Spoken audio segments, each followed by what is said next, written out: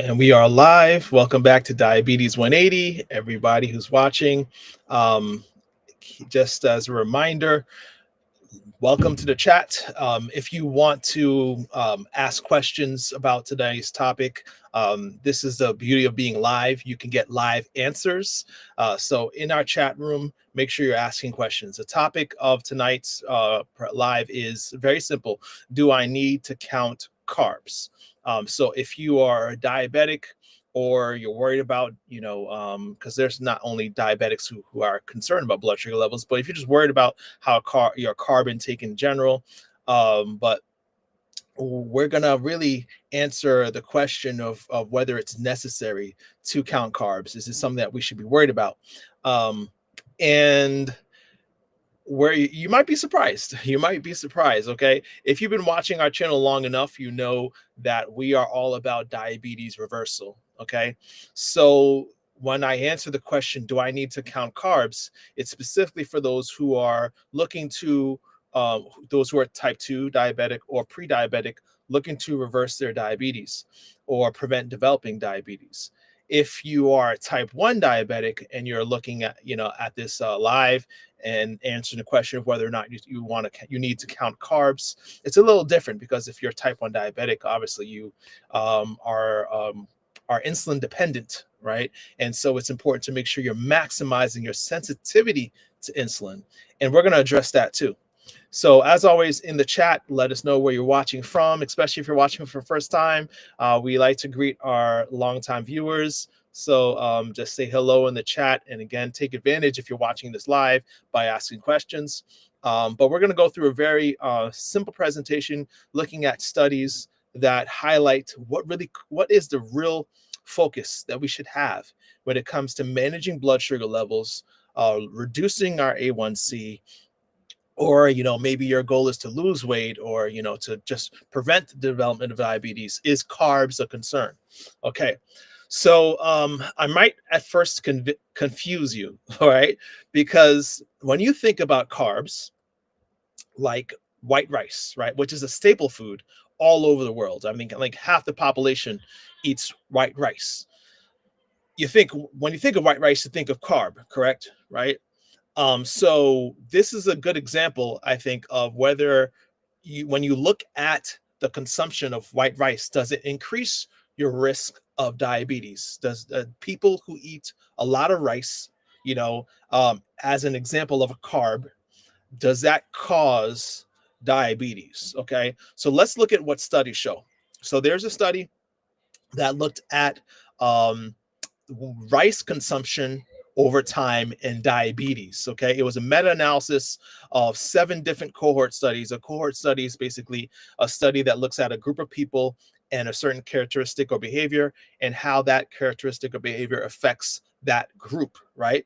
In the cohort study, or meta-analysis of these cohort studies, what they were looking at is the consumption of white rice, or a refined carb, when you compare it to brown rice, right? And diabetes rates. And I'll turn to that study now. All right, so let's look at that.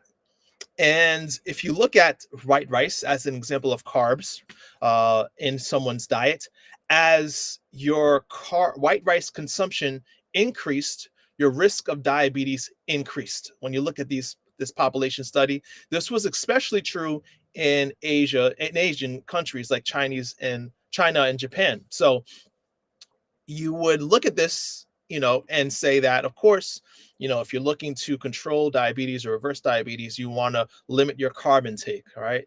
But not so fast, okay? So, I mean, think about this. So in Japan and China, white rice has always been a staple food, all right? So why wouldn't we see higher rates of diabetes as always having been a problem in China and Japan? Because if you look at the study further, if you look at the facts, diabetes actually didn't start actually rising in China until the early 2000s. But in actuality, the amount of rice that people were eating in China didn't go up, right? It wasn't that they started eating more rice and all of a sudden they started getting diabetes. Okay, so we got to look at little things a little further. If rice causes diabetes or carbs cause diabetes, then you would think that places like in Asian countries where white rice has always been a staple food and still is today, that diabetes has always been a problem. So I don't know if anyone has a guess maybe of what really caused what, if it wasn't the rice, what caused this all of a sudden spike in diabetes rates from 2.7% before 2000s to 9.7%. I don't know what it is today, but I think this article was around 2015 when it was produced. But yeah, from more than doubling of diabetes rates. And actually, when you look at the numbers, which is this makes it a little even more confusing, rice consumption didn't go up compared to how much they ate in the past. So I don't see any guesses in the chat. So you guys are just as puzzled as I was when I first looked at this fact. That rice, if it causes diabetes, like carbs cause diabetes, why do we see that diabetes rates only going up for a very specific time in China and Japan, and not having always been a problem? All right. Well, let's look at the whole story. So, what started going up in consumption, as far as what people were eating in China and Japan, was meat, animal-based foods. So, this is an actual chart. Let me make sure I'm making this big so I can see it. So, I'm just going to enter full screen on my side here. So, this is a chart that shows the consumption of animal-based foods. Okay, so we're looking at around 1970s range to 1980s range, a increase or a stark increase in animal-based food consumption. So you're looking at meat, poultry, fish, eggs, and then this category, this includes all animal products, starting to rise starting from the 70s and on upward into the 90s, continuing to start to increase. So what happened during that time frame? You started the introduction of fast food restaurants, and what also happened is that white rice consumption, right, continued. So what do you guys think really would be the problem logically, right? If you're looking back in the study that shows white rice and being the cause of diabetes, is it really the white rice? Is it really the rice? Or is it something else? Is it something else? So if you look at what really happens when we eat carbs, right? And this is another graph that really will kind of explain what's happening. So this graph right here, the bottom graph, is actually what happens when you eat mashed potatoes by itself, right? So mashed potatoes, another example of a carb. When you eat mashed potatoes by itself, there's a spike in insulin. Okay, so same thing I would, with other carbs. There's a spike in insulin, but then there's a drop, right? This is actually normal.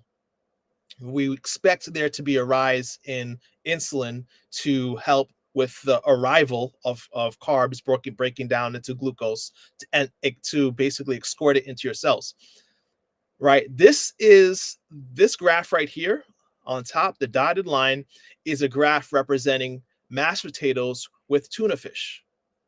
So when you have mashed potatoes with tuna fish, there's actually a even greater insulin response, a greater spike in insulin in the body when you have that same mashed potatoes with tuna fish. So what is happening here, and this is what we explain on our channel, is when you eat carbs alone with or absent animal protein and fat, your body can tolerate it a lot better.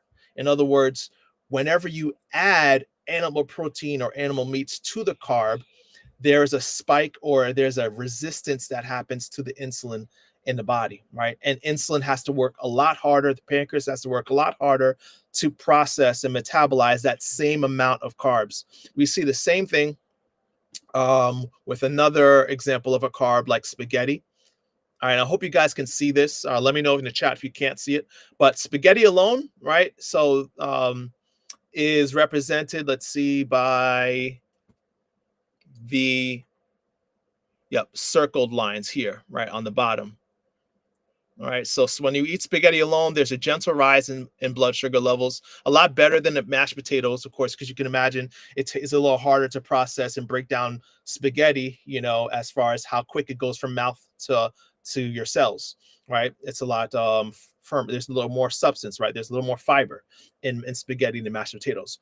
So there's a gentle spike in insulin levels. We're representing, the body's working to metabolize and absorb those carbs. Now, when you add that same tuna fish with the spaghetti, what happens to insulin? Insulin actually increases even more, right, in the presence of tuna fish. All right, we're gonna go pretty quickly in what happens here. All right, so I know maybe if this is something new to you guys, I want to explain what happens on a biochemistry level. Okay, so we're gonna break this down really simply. Okay, why is it that when we eat carbs alone, there's a less insulin response, or there's less insulin resistance than when you eat carbs with a protein, an animal source? Okay, um, let's see. Okay, so on this next slide, we're going to explain here what happens at the cellular level when we are eating food. Okay, so when we eat food, represented this circle here in blue represents the cell. Okay, what this, obviously the purple little pink dots here represent glucose. Whenever we eat a carb, it gets broken down into glucose. That much I'm sure we all understand. All right, so the glucose shows up at the door of the cell and it wants to get inside of the cell. On the surface of the cell, we have these proteins, which serve a very important role. All right, so the insulin that your pancreas produces as a result of you eating food, they show up eventually at the door of your cell. And these are called insulin receptors. And you could imagine insulin's like a key trying to unlock these doors so that these channels, these glucose transport proteins, can let glucose into the cell. And when you eat food, and you're not insulin resistant, in other words, you're sensitive to insulin, this works very well. Insulin unlocks a door, the glucose from which was once a carb, right, enters the cell without a problem, right? Regardless of the carb source, when you're operating in a healthy way. Now, if your body has excess fat, something interesting happens. Both the fat that we ate, right? Let's say we're eating a burger versus actual beef patty versus a plant-based burger, right? So that extra fat from that protein, from that animal source, is going to clog up these receptors, so to speak. It's almost like putting gum inside the lock. So whenever there's a presence of fat in the meal or excess fat in our body, it serves like gumming up the lock. So when insulin tries to open the door, it cannot. I don't know if that gum in the lock is new to anybody. It's something that a lot of people use as an analogy of insulin resistance. But you can imagine it makes it a lot harder for insulin to do its job. Because of this, then insulin has to work so much harder to get sugars into the cell. And when this happens, the pancreas kind of has to work overtime to make more insulin. That's why insulin over time starts to become resisted, right? And this process can happen for decades before you actually become diabetic. But now that you are diabetic, now you're living in a state of insulin resistance where the pancreas has to always work harder and harder to churn out insulin to overcome this gummy situation where there's too much fat inside the tissues because we're constantly eating carbs in the presence of fat. So my thought process is maybe it's not the beans, maybe it's the bacon in the beans, right? So maybe it's not so much the burrito wrap as much as the meat in the burrito that comes along with the burrito wrap. Maybe instead of having a beef based burrito, maybe we need a bean burrito. So I hope this makes sense. All right. Hope that everyone can follow this. But I want to make it even clearer with some more, examples of studies, so that we really see that this is something that's been is very well established, very well known. When we eat carbs in the presence of animal protein and fat, it makes it harder for your body to process and work with insulin. This is the root cause of insulin resistance. I'm not giving a green light to soda, of course, or sugary beverages or sugary pastries and snacks, right? There's a big difference between a refined carb and a complex carb. We know brown rice, if you're going to choose rice, brown rice is better because it has more fiber, right? Than white rice. But the root cause of insulin resistance, by and far, we got to point the finger to animal proteins and fats. Okay, this is another good study that really kind of brings us home. Okay, in our last few minutes. So in this study, they took 26 volunteers that were not diabetic, 26 healthy volunteers, and they put them through a glucose tolerance test, okay, to see which group among them was resistant to insulin, right? And they split them between insulin resistant and insulin sensitive based on the response to glucose, okay? And so what happened after they split them up is they put them into an MRI machine to examine how much fat was inside their cells. Okay. And just let me pause this here. So there's a fancy term called intracellular fat. Intro meaning in, myo meaning muscle, muscle cell, myocellular, and lipid. Sorry, intramyocellular lipid meaning fat. What they were trying to see is there a correlation? Is there a connection between how much fat is inside the muscle tissue and how much that muscle tissue, or that person, I should say, is resisting insulin? Based on what we just learned, the more fat inside that muscle tissue, or then the more your body would be resistant to insulin. And this is exactly what they saw in this study. Okay. If you look at the group's control subjects who are sensitive to insulin, they had a normal amount of fat inside their cell, or small amounts of fat inside their cell. Those who were who were resistant to insulin, and again, they were not diabetic. They were not diabetic. And this is something we need to highlight. It takes some time to develop diabetes. What happens usually is insulin resistance for many years before you actually become diabetic. But these healthy subjects who had a sign of insulin resistance from their glucose tolerance test were basically confirming the theory, right, that it was not the carbs so much as the fat that was inside their cells. Okay. I'm going pretty quickly here because we got no questions. That's good. That's good. Oh, good evening, Rachel Haney. Thank you so much for watching. All right. And but if you have questions, guys, let me know, because we're about to sign out in a few minutes. All right. I'm basically bringing this home. But this is really interesting. If you look at type 2 diabetes prevalence among different groups of or different diets, okay? And this is from Adventist Health Studies. Adventist Health Studies are very interesting because in the Seventh Adventist community, there are varying amounts of meat consumption.